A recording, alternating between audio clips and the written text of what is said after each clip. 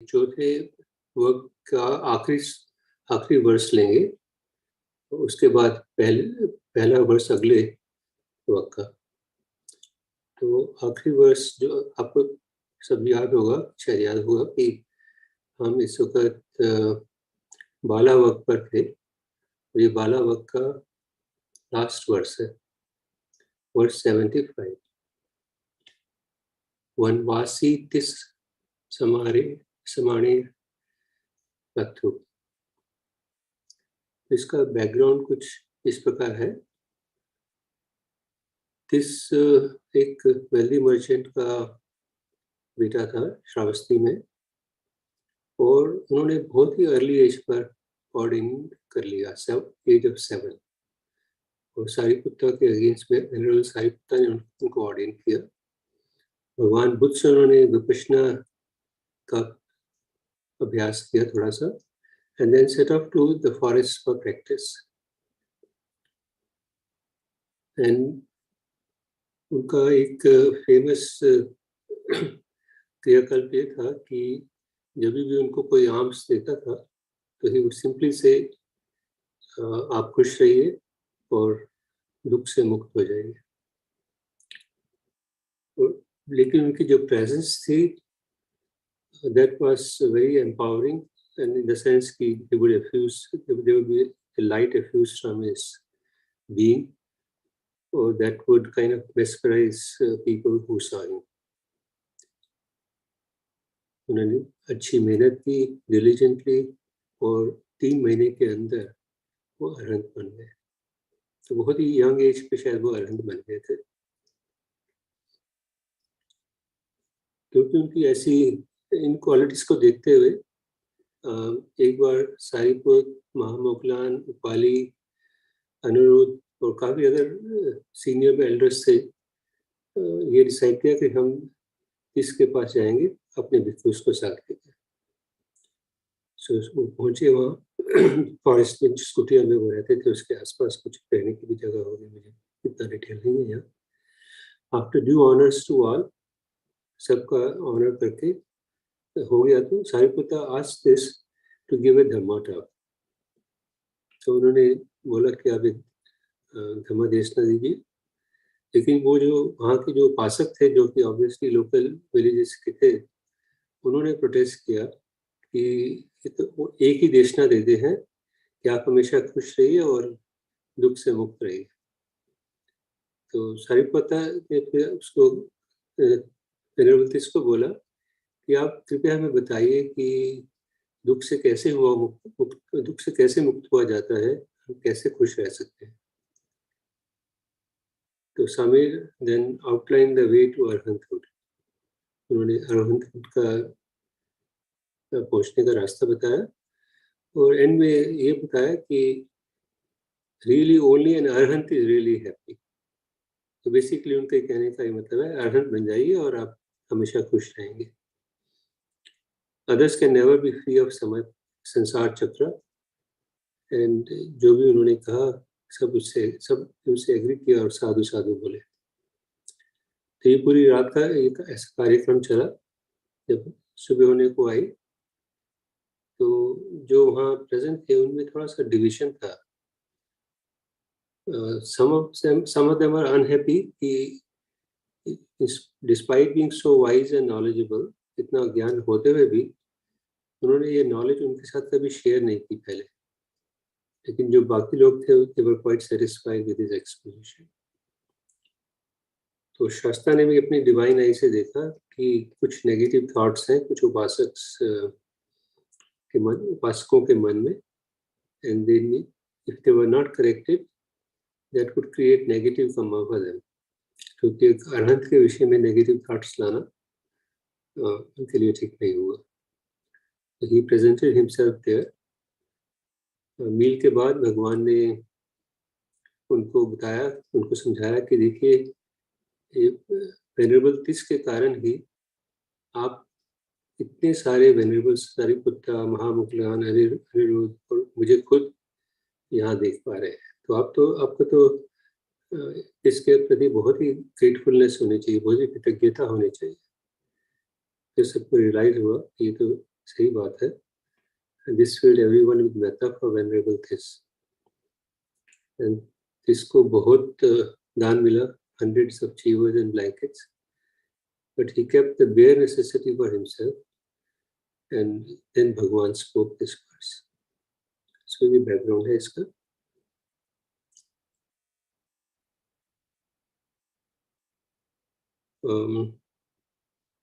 अन्या हि लाभोपनिषा अन्या निब्बान गामिनी एवमेतं अभिन्याय भिक्खु बुद्धस्य शावको सत्कारं न अभिनंदेय विवेकमनुब्रूहये.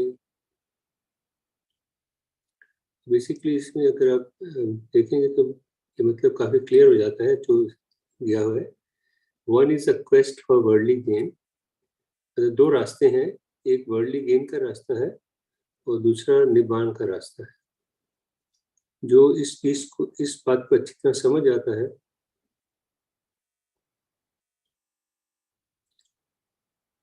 इस बात को ठीक से समझिए. और जो भगवान बुद्ध के डिसाइपल और मॉन्क्स हैं, उनको वर्ल्डली एक्लेम से कोई मतलब नहीं होना चाहिए और सब चीज़ों से डिटैचमेंट होनी चाहिए. बेसिकली उन्होंने जो जिस के करेक्टरिस्टिक्स थे, उनकी क्वालिटीज थी, उनके बेसिस बना के एक वर्स बोला था. तो इसमें वर्स तो बहुत बढ़िया है, लेकिन मुझे इसमें फूल्स का रेफरेंस ज़्यादा नहीं है नजर आया, एक्सेप्ट इम्प्लिसिटली शायद कुछ है कि जो ये नहीं करेंगे वो फूल्स होंगे बेसिकली. ये अजान मुनिंदो की ट्रांसलेशन भी दे रहा हूँ मैं यहाँ. उन्होंने लिखा है, the path that leads to worldly gain and the path that leads to liberation are different paths. ये दोनों अलग अलग रास्ते हैं. या तो आप वर्ल्डली गेन पे चल सकते हैं ठीक से, तो आप लिबरेशन के पाथ पे चल सकते हैं. Seeing thus, the renunciant disciple avoids the distraction, worldly gain and success to dwell in solitude.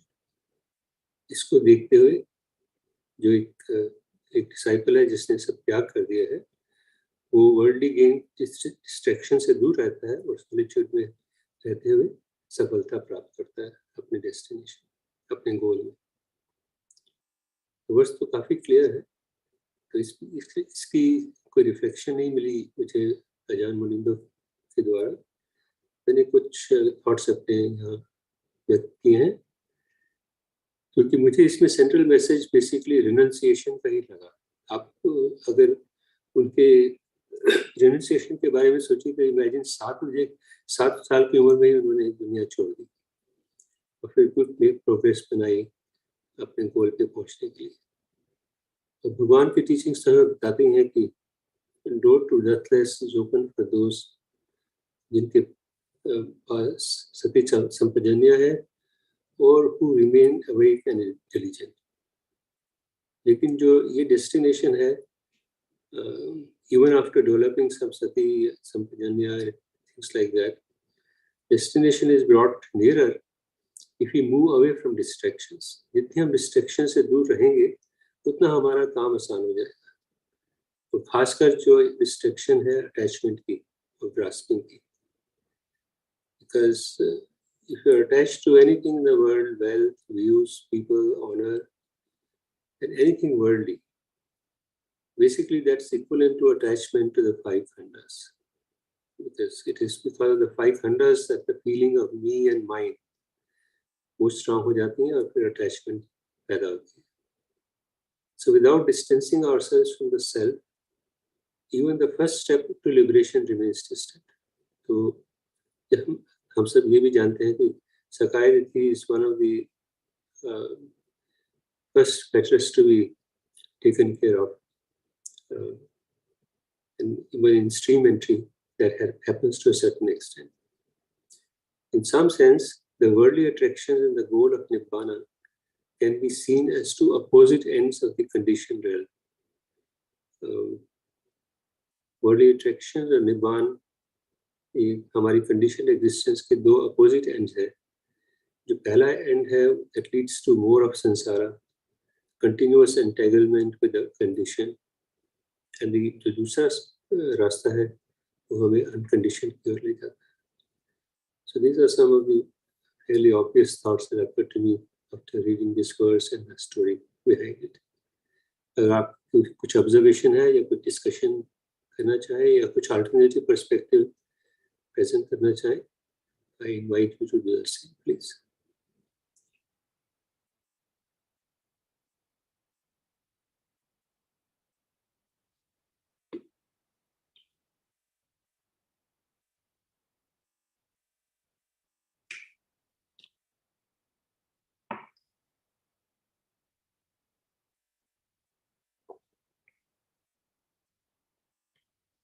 ठीक है, फिर आगे बढ़ते हैं. So with this we come to the end of the section on fools, and the next section of Dhammapad 5, section 5 is about wise people. So it is called Pandita Vag, Pandit Vag. और पंडित वग कहाँ पहला वर्ष में आए थे. It's called रात थेर वत्तो. तो बैकग्राउंड कुछ इस प्रकार है. रात was a poor old Brahman, और एक गरीब ब्राह्मण थे जो कि विहार में रहते थे और विहार को साफ रखते थे और भिक्षुओं की सेवा करते थे वेरियस वेज. तो भिक्षुओं में रहते उनके अंदर एक स्ट्रॉन्ग छंदा पैदा हुई, धम्म छंदा पैदा हुई कि वो भी किसी तरह से भव सागर को पार कर ले. इसीलिए वो भिक्षु की कंपनी में ज़्यादातर अपने आप को रखते थे और उनकी धम्मा डिस्कशंस को बड़े ध्यान से सुनते थे. वो खुद भी भिक्षु बनना चाहते थे, बट उनको अपॉर्चुनिटी, मौका नहीं मिला इसके लिए. But despite that he remain content, संतुष्ट थे अपने आप में, एंड डिड अपना काम सिंसियरली करते थे. और उनको कभी किसी भी बात पे प्रेस मिलती थी या रेप्रीमेंड्स मिलती थी किसी और बात पे, तो वो उन दोनों से ही सीखने की कोशिश करते थे. तो शाक्य मुनि ने एक बार नोटिस किया अपनी डिवाइन आई से कि he had potential to be an arhat. वो उनसे मिले, उनसे पूछा कि भिक्षुस उनको ठीक से, भिक्षुस का व्यवहार उनकी तरफ ठीक तो है. तो उन्होंने पॉजिटिवली रेस्पॉन्ड करते हुए कहा सब बढ़िया है, लेकिन वो मुझे ऑर्डर नहीं करते. तो शास्त्रा को मालूम था कि इसके मन में ये है. तो शास्त्रा ने फिर भिक्षु से बात की कि उनसे पूछा कि क्या राज ने उनकी अच्छी सेवा की है. तो सबने एग्री किया कि वो is a great help in our practice. तो भगवान ने फिर कहा कि अगर ऐसा है तो आपको भी शायद उसकी जो धम्म छंद है लिबरेशन की, उसमें सहायक होना चाहिए. और सारिपुत्र जी ने एग्री किया और उसको ऑर्डिन कर दिया. तो बहुत जल्दी ही डिलीजेंट वर्क के साथ रात बिकेम एन अरहंत. एक बार जब भगवान जेतवन में रात की बहुत प्रेस कर रहे थे कि उन्होंने, और ये भी कहा कि if you were to meet a person who tells you the location of a treasure, अगर आपको कोई मिले और बताए कि खजाना यहाँ छुपा है, और ये भी बताया कि उसको अप्रोच करने में आपको क्या क्या ध्यान रखना पड़ेगा, तो you should always keep such a person with you. And then uttered this verse. I think he was referring to this quality of Rad, that he would take, he would learn both from the praise and the reprimand that he receives from his fellow bhikkhus. शायद उस reference में उन्होंने भगवान ने ऐसा. तो verse इस प्रकार है. निधीनं वपवतारं यं पस्ये वज्रदस्सिनं निगर्य हवादिं मेधाविं तादिदस्सं पंडितं भजे तादिसं भज्यमानस्य सेयो होति न पापियो. इसका डिटेल मीनिंग है, अगर आपको कोई ऐसा पुरुष, ऐसा व्यक्ति मिलता है जो आपकी गलतियां निकाल सके और उनको करेक्ट करने के लिए जो समाधान है वो भी बता सके, आपको इस ऐसे व्यक्ति को फॉलो करना चाहिए, बिकॉज वो एक सजेशियस पर्सन ही ऐसा कर पाएगा, वाइज और सजेशियस person, and he would guide you in the manner that somebody guides you to a hidden treasure. और अगर ऐसा व्यक्ति आपको मिलता है तो ये हमेशा अच्छा है कि आप उसके साथ एसोसिएशन, उसकी कंपनी में रहिए, एसोसिएशन डेवलप करिए, कल्टिवेट करिए।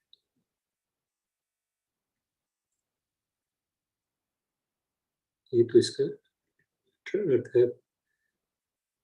और इसमें आजान मुनिंदो का भी एक ट्रांसलेशन है, उसमें है, only blessings can arise from seeking the company of wise and discerning persons who skillfully offer both admonition and advice, as if guiding one to hidden treasure. तो आजान मुनिंदो की रिफ्लेक्शन अवेलेबल है, और वो लेने से पहले जो मेरे थॉट्स थे आपके सामने प्रस्तुत करता हूँ। एज यूजुअल मेरी प्रेजेंटेशन थोड़ी लॉन्ग वाइंडेड हो जाती है, but let's hope it makes some sense. तो मैंने यहाँ कुछ ऐसा लिखा है कि life is a journey in learning. हम पूरी उम्र सीखते ही रहते हैं कुछ ना कुछ, वर्ल्डली सेंस में भी और स्पिरिचुअल सेंस में भी। जब छोटे होते हैं, इन्फेंट्स होते हैं, तो पेरेंट्स, ग्रैंड पेरेंट्स और हमारे जो peers या elder siblings होते हैं, in some sense they are our first teachers. In fact, not in some sense, in practically the main sense. लेकिन जैसे जैसे हमारी उम्र बढ़ती है, हमारी जर्नी की एक क्वालिटी चेंज होती रहती है। जैसे हम स्कूल जाते हैं, कॉलेज जाते हैं, फिर रियल लाइफ में आते हैं, इस क्वालिटी में काफ़ी चेंजेस आते रहते हैं। बिकॉज अर्ली स्टेजेस में there is a lot of hand holding, encouragement भी मिलती है जब हम खासकर ठीक से अपना काम कर रहे होते हैं, ठीक से सीख रहे होते हैं। रिप्रीमेंट्स भी मिलते हैं when we make serious mistakes, और करेक्शंस भी बताई जाती हैं जब माइनर डेविएशंस हो हमारी समझ में या बिहेवियर में। Most of the time we appreciate the encouragement, और वो हम लैप अप कर लेते हैं, और अपने आप से खुश महसूस करते हैं, feeling of pride and pleasure आती है। लेकिन इम्पॉर्टेंट बात यह है कि हम रेप्रीमेंट्स को कैसे लेते हैं और करेक्शंस को कैसे लेते हैं, बिकॉज अगर हम उनसे भी सीख सकते हैं तो that makes a real difference to our learning. So it is the teachers who skillfully offer a combination of these. वो टीचर्स जो स्किलफुली ऐसा कॉम्बिनेशन दे पाए, वो ही टीचर्स हमें इफेक्टिवली गाइड कर सकते हैं। कहाँ पर? स्पिरिचुअल ट्रेजर्स के रास्ते पर। Spiritual journey, as we all know, is full of difficulties. ये डिफिकल्टीज बेसिकली हमारी कंडीशनिंग जो हमने लाइफ टाइम पे पाल लेते हैं, उस कंडीशनिंग को दूर करने में लग जाती है, डिफिकल्टीज आती है। एक जो एबल टीचर है, एक अच्छा टीचर होगा, तो ही विल अंडरस्टैंड कि कहाँ उनको जेंटली गाइड करना है, कहाँ पे एक stern but well meaning instruction would be better. और अगर ऐसे आप टीचर हमें मिले तो he has to be revered all our life. Of course, it is still up to us whether we actually can walk all the way to the hidden treasure or not. So we should be really grateful to those who take pains to show us the path, whether to worldly or spiritual wisdom. So it's very fairly obvious thoughts based on the verse. There's nothing very extraordinary there. आजान मुनिंदो ने उसी बात को बहुत ही अच्छे ढंग से बताया है, बहुत क्रिस्पली बता देते हैं, वो उसी सब बात को समझा देते हैं। There are two ways of approaching our practice. हमें अपनी प्रैक्टिस के दो रास्ते हैं हमारे पास। एक तो रास्ता है कि we assume we need to acquire something more, कि भाई हमें अभी कुछ और आगे बढ़ना है, हमें अभी पूरी तरह वहाँ पहुँचे नहीं है, हमें ठीक से शायद आइडिया भी नहीं है कि हमें कहाँ पहुँचना है। The other is to assume we have what we need.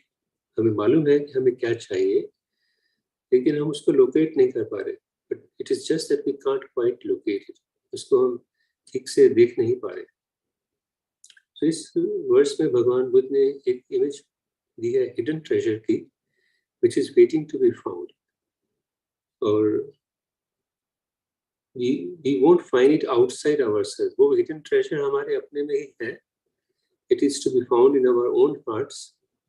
लेकिन हम उसको recognize नहीं कर पाते. But we don't recognize this treasure because we have already too much. Too much of what? Too much of grasping. Too much of resisting. So because of this excessive grasping or excessive resisting, it's profound blessing. It's a profound blessing to meet someone wise with discernment, जो कि हमें थोड़ा सा guide कर सके, and he is ripe with compassion, willing to guide us to freedom from the habits that obstruct us.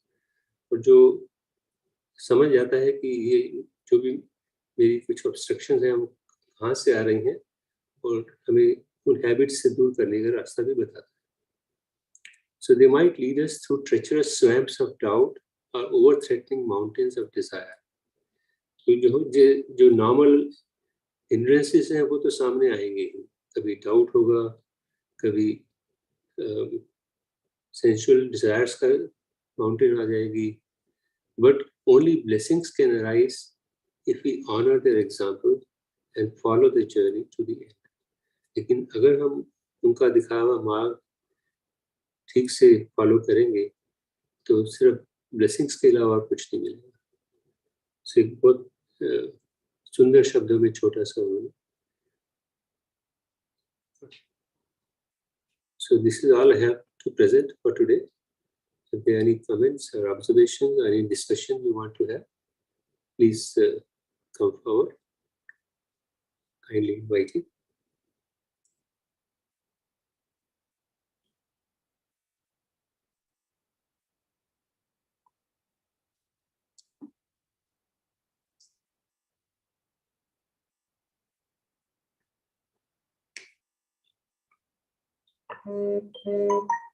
कुछ हद तक भंते जी भी हमें इस बात की याद दिलाते रहते हैं जब भी उनको मौका मिलता है. खासकर कल्याण मित्र के रेफरेंस में वो बेसिकली यही बात कहते हैं कि he is like a teacher who can do all these things. बस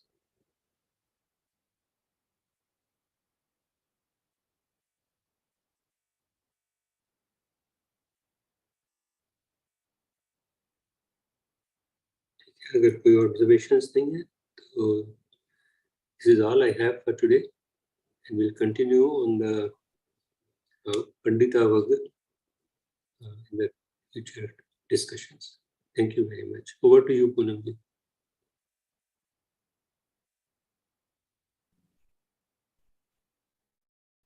Thank you, Surendra Prasad ji.